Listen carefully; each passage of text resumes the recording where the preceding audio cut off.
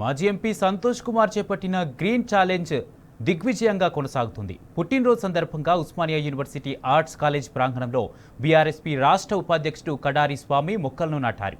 ఈ సందర్భంగా green challenge సృష్టికర్త సంతోష్ కుమార్పై కడారి స్వామి ప్రశంసలు కురిపించారు. కార్యక్రమంలో green India challenge coordinator Garrepalli Santosh, BRSP నాయకులు పాల్గొన్నారు.